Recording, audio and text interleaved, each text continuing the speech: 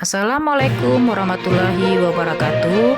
Saya Yasi Aprinel, CGP Angkatan ke-8 dari SMP Negeri 20 Batam akan memaparkan tugas koneksi antarmateri modul 1.3. Berikut ini fasilitator CGP kami, yaitu Bapak Aprisali SPD EPD dan pengajar praktik yaitu Ibu Sarmaida Manurung SPD. Pertanyaan pemantik: apa yang guru pahami mengenai kaitan peran pendidik dalam mewujudkan filosofi pendidikan Ki Hajar Dewantara dan profil pelajar Pancasila pada murid-murid dengan paradigma inquiry apresiatif di sekolah saya? Menurut Ki Hajar Dewantara, pengajaran adalah bagian dari pendidikan. Pengajaran merupakan proses pendidikan dalam memberi ilmu atau berfaedah untuk kecakapan hidup anak secara lahir dan batin.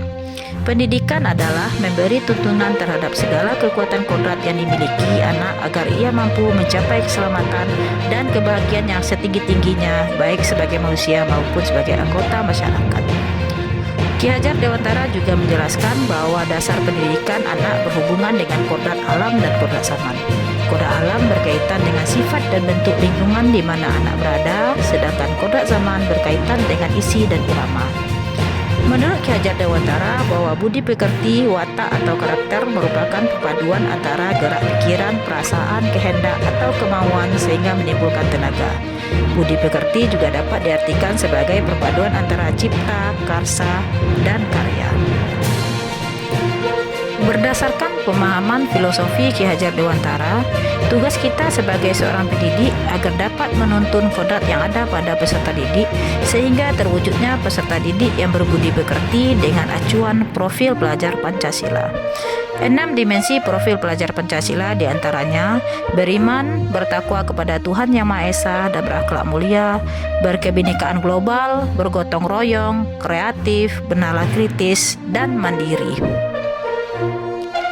Profil pelajar Pancasila ini dicetuskan sebagai pedoman untuk pendidikan Indonesia, tidak hanya untuk kebijakan pendidikan di tingkat nasional saja, akan tetapi diharapkan juga menjadi pegangan untuk pendidik dalam membangun karakter. Pelajar Pancasila di sini berarti pelajar sepanjang hayat yang kompeten dan memiliki karakter sesuai dengan nilai Pancasila. Pelajar yang memiliki profil pelajar Pancasila terbangun utuh ke-6 dimensi pembentuknya sebagai satu kesatuan utuh yang tidak dapat dipisahkan.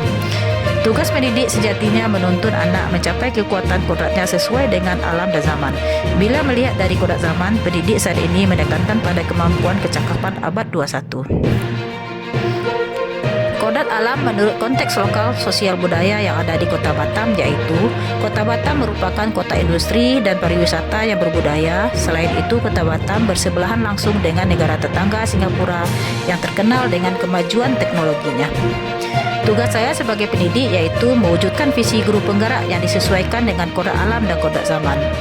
Pada tugas sebelumnya, saya telah mengusung visi guru penggerak yaitu mewujudkan peserta didik yang beriman, berakhlak mulia, mandiri, inovatif dalam menjawab tantangan dunia global. Untuk mewujudkan visi sekolah impian dan melakukan proses perubahan, maka perlu sebuah pendekatan atau paradigma.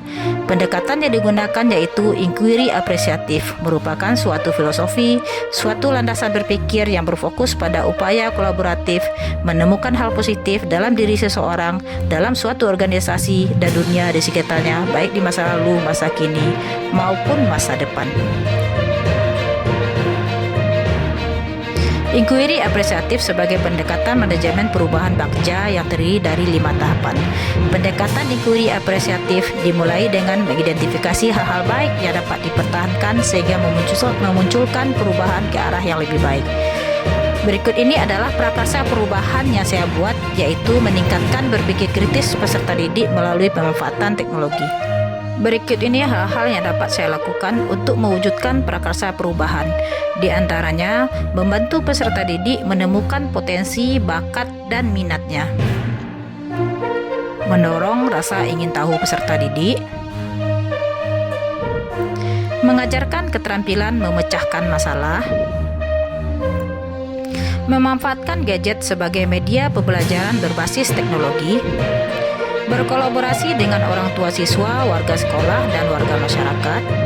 memanfaatkan segala aset yang ada di sekolah sebagai kekuatan positif, memaksimalkan komunitas belajar yang ada di sekolah, dan tentunya dukungan penuh dari kepala sekolah.